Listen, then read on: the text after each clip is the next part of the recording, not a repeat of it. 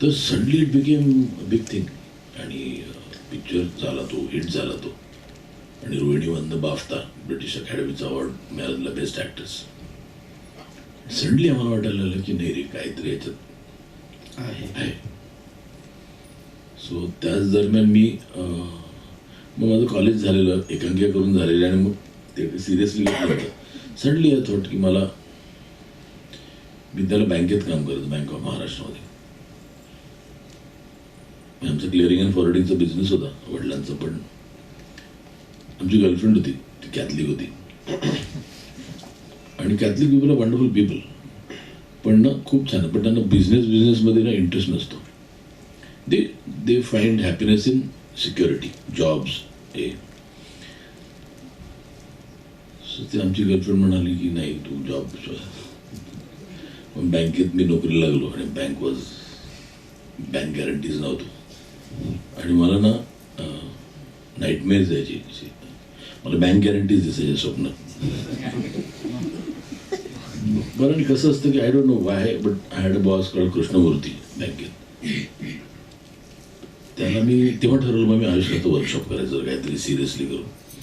तर त्यावेळेला शनिवार रविवार वर्कशॉप असायचं आणि शनिवारी आमची बँक सुटायची 3 वाजता आणि वर्कशॉप होतं 1 वाजता. तर मी त्या कृष्णमूर्तीला जाऊन, बरं कृष्णमूर्ती हा माझा बॉस असून मलाच घाबरायचं का, मला अजून कळलं नाही. म्हणजे सर नाही काही नाही का ना, मला बराच वेळा तुम्ही थांबवला प्रश्न. नाही. तुम्ही कंटिन्यू कराच, पण इंडस्ट्री तुम्हाला घाबरत नाही. का घाबरते मला ऐका ना. पण हे म्हणाले गावकर, मी फोन करला गावर, उचलायचं फोन आणि करायचं फोन. तर लहानपणी तुम्ही कोणाला घाबरत होता? मी वडील हिटलर म्हणायचो वडिलांना. वा, वडील खूप स्ट्रिक्ट होते. पण ओके. मग तो कृष्णमूर्ती असं म्हणजे बँक गॅरंटी मला करायची तरी येऊन विचारायचा. म्हणजे अरे फ्री, मी म्हटलं नोकरी करतोय ते फ्री काय. कारण मी गेल्याच तिकडे मी एक लायब्ररी सुरू केलेली बँकेत. कारण करायचं काय. बरं नॉर्मल जी बँक असते त्याच्यात ॲक्टिव्हिटी चालू असते, कोण पैसे काढले तो हे. मी ॲडव्हान्सेस डिपार्टमेंटला होतो, त्यामुळे अख्खा दिवस नुसत्या माशावरच बसायचं तिकडे. कोण बँक गॅरंटी आली की ती करा. मग मी तिकडे टाइमपास सुरू केला, लायब्ररी सुरू केली, मग लोक वाचायची. तर मग त्यांना म्हटलं मला जायचं आहे वर्कशॉपला सॅटर्डे. ते म्हटलं नाही असं कसं सोडणार, अबाउट 8 सॅटर्डेज.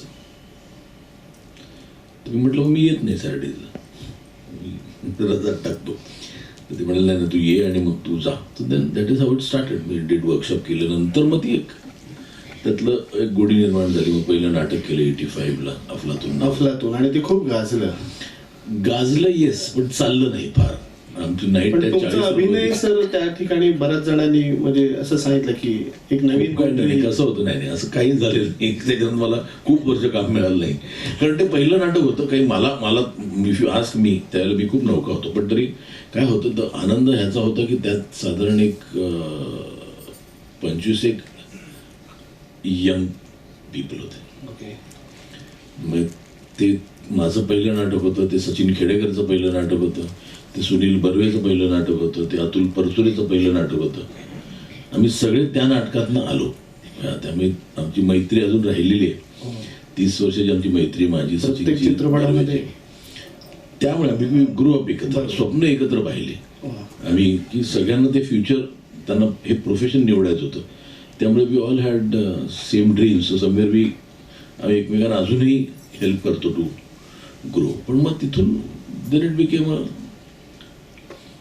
काय म्हणतात, गर्लफ्रेंड सोडून गेली या लाईनमध्ये आलो. पण मग आता आपण जोशी मास्तरांच्या त्यांचे पण आभार मानूया, कारण त्यांनी जो चित्रपट बंद करून तुम्हाला नाटकासाठी जागा दिली.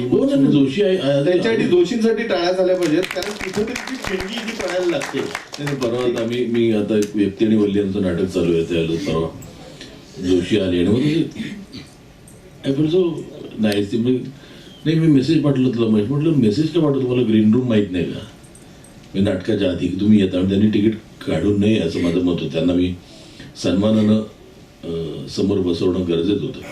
पण ते नाटक संपल्यावर आले. म्हटलं तुम्ही का नाही आला. त्यांनी मी मेसेज टाकला होता. मी म्हटलं पण एकदा नाटकाला गेल्यावर कोणी मी मेसेज बघत नाही. So definitely he is instrument. त्यांनी आमच्या आईवडिलांना हे सांगितलं नसतं तर मी आज काहीच केलं नसतं. सर मग हा अभिनय करत असता तुम्ही नाट्य निर्मितीकडे वळालात. गिधाडे ऑल दी बेस्ट, डॉक्टर तुम्ही सुद्धा अशी ना. मग अभिनय करता करता ही तुम्हाला कधी सुचलं की आपण नाट्य निर्मिती पण करावी? त्याचं खूप चांगलं कारण आहे. त्यावेळेला आता when I look at it today, जी मुलं की ॲक्टर्स स्ट्रगल करतात त्यांना तसं खूप सोपं झालं. आज कितके चॅनल्स आहेत, इतके प्रोग्राम्स आहेत, 1000 एपिसोड, 2000 एपिसोड. इनफॅक्ट डिमांड जास्त आहे सप्लायपेक्षा. बरोबर आहे. म्हणजे बरा दिसणारा नट आणि बरा दिसणारी नटी ह्यांना हजारो एपिसोड काम मिळतं. थोडं काम येणं गरजेचं आहे. आमच्यावेळेला तसं काही नव्हतं.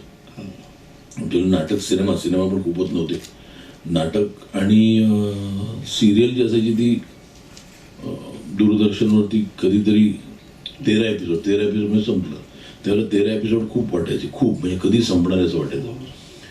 तर त्यावेळेला कॉम्पिटिशन फिअर्स होती, काम नव्हतं. आणि एकदा आम्ही नाटकाची रिहर्सल चालू होती आणि फोटोशूट सेशन केलं पब्लिसिटीसाठी. फोटो काढता काढता मी बरं त्यावेळेला I don't know why I didn't say, पण त्यात शिवाजी साटम, नीना कुलकर्णी, संदीप कुलकर्णी अशी कास्ट होती. फोटो सेशन झाल्यावर तिकडे खूप पैसा खर्च झाला फोटोशूट करता करता. हे म्हणाले आपण जेवायला जाऊया. जेवायला गेलो बाजूला गोमांतकमध्ये त्या दादरला, तिकडे माझ्या खिशात मॅक्झिमम 12-13 रुपये असतील. म्हटलं तर करू काय, बरं आय कुठे टोल्ड शिवाजी नाही संपले तिकडे. पण मी तिथून गेलो रुया नाक्यावर. शिवाजीला मला प्रचंड भूक लागली. शिवाजीला वाटलं मला भूक नाही आहे, तुम्ही जेवून घ्या.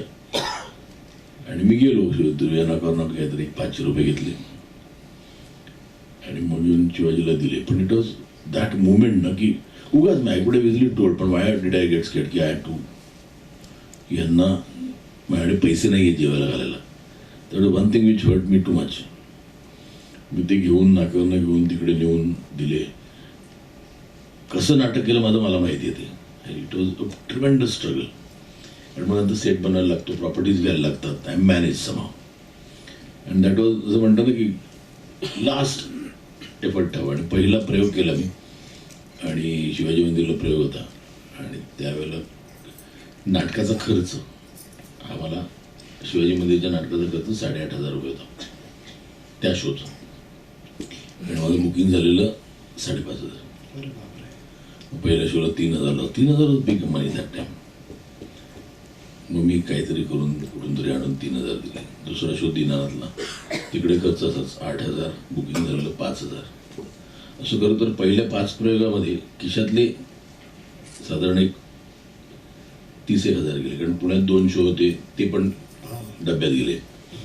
दोन्ही शोचं मिळून 12,000 बुकिंग झालं. दोन्ही शोचं मिळून खर्च 26,000 रुपये होता. मग मी I still remember I came back from Pune. 5 show झाले. बसने होतो ना, बस काय लवकर आली 5 वाजता. मी आलो आणि आय वोक माय वाईफ अप आणि तिला म्हटलं की जॉब करतो. I remember I cried. मला की नाटक चांगलं पण नाही होतं, काय करणार. आणि त्याच दिवशी संडे होता आणि त्या दिवशी पण माझा शो होता बँड्राला. तर रंगशारदा नावाचं थिएटर होतं जे मराठी लोक फारही येत नाहीत आणि तिकडे बस ट्रेनची सोय नाही. आणि पण आम्ही लावला संडे पहिला म्हणून लावलेला. तर तिथे माझा त्यावेळेला मोबाईल काही नव्हतं.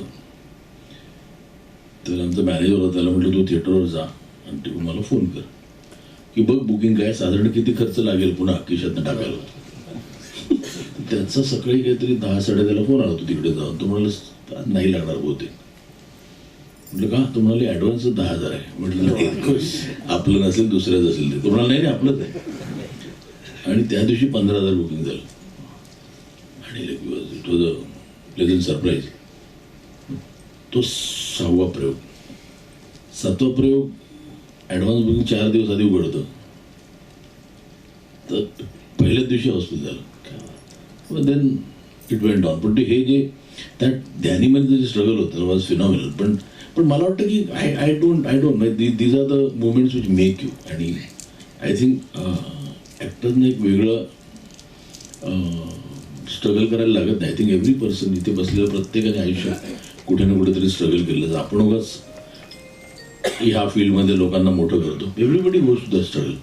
पण ते those are the struggles which make you. म्हणजे पुढे फ्युचरमध्ये these are the incidences which make you stronger. Sir, आपला हा प्रवास खरोखरच आम्हाला माहिती नव्हता आणि स्ट्रगल काय असतं, कशाशी खातात, आणि जर आपण प्रत्येकाने आपल्या लाईफबद्दल, आपल्या जीवनाबद्दल विचार केला तर प्रत्येकाच्या आयुष्यामध्ये कुठे ना कुठे स्ट्रगल आहे. फक्त मेहनत करून आपला सक्सेस आपण मिळवायचं असतं. दिग्दर्शन क्षेत्रात त्याविषयी आपण आता बोलूया. सर, पहिला चित्रपट मराठी आई, बरोबर आहे, आणि सर्वोत्कृष्ट दिग्दर्शक म्हणून फिल्मफेअर पण मिळाला. त्यावेळी तो अनुभव कसा होता?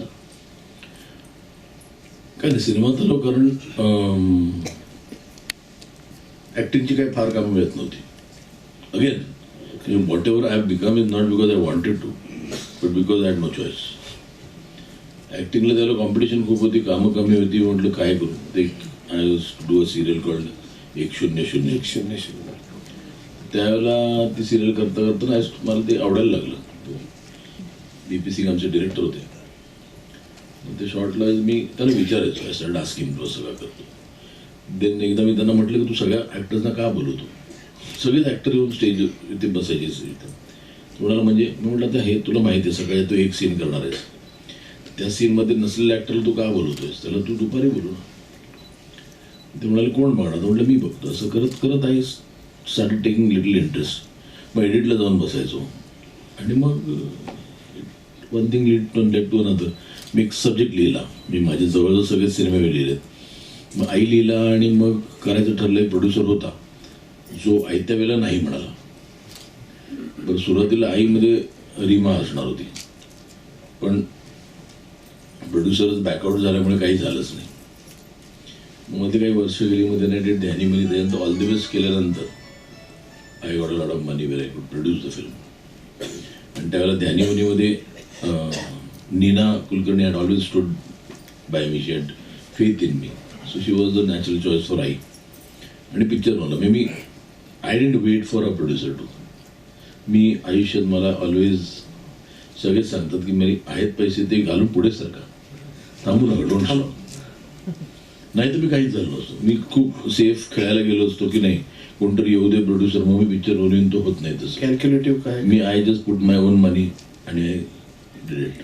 आई झाल्यानंतर बिग सिनेमा केला, फार जणांनी पाहिला नसेलच पाहिला कोणी. ते त्याचं नाव होतं निदान नावाचा सिनेमा होता. माझा खूप फेवरेट सिनेमा आहे तो. It was about an HIV infected girl. मला त्यावेळेला खूप इंट्रिग्ड होतो की व्हॉट इज HIV, म्हणजे काय आहे. माझं अज्ञान होतं त्याच्यात. So I try to find out. I met few doctors आणि ते मला म्हणाले की बरं त्यांनी ज्या गोष्टी सांगितल्या, मी म्हटलं की हे मी एज्युकेटेड असून मला माहिती नाही. So I decided to do it. आईचा सगळा पैसा आलेला तो मी त्या निदानमध्ये गाण्याच्या रेकॉर्डिंगला टाकला. परत I was back to square 10. मग मला एक प्रोड्युसर सापडला, त्याचा गुड मॅन RV पंडित म्हणून. त्यांनी तो पिक्चर केला, पण तो फार लोकांनी पाहिलेला नाही. माझा पर्सनली म्हणाल तर मला खूप आवडतो सिनेमा. आणि निदानमध्ये संजय दत्त एक छोट्या रोलमध्ये होता. He played special appearance. That is where I narrated to him Vaastav. आणि one thing led to another. ते पण खूप वर्ष होत नव्हतं आणि मग झालं. ओके सर, 2000 हे वर्ष तुम्हाला एका नवीन पर्वाची सुरुवात करणार होतं, कारण अस्तित्व चित्रपट ज्याला नॅशनल अवॉर्ड मिळाला, तो चित्रपटाबद्दल मला पण काही प्रश्न आहेत. त्याची एकंदरीत प्रवास कसा झाला, पण त्याआधी आपण एक सारी क्लिप बघूया या चित्रपटाची.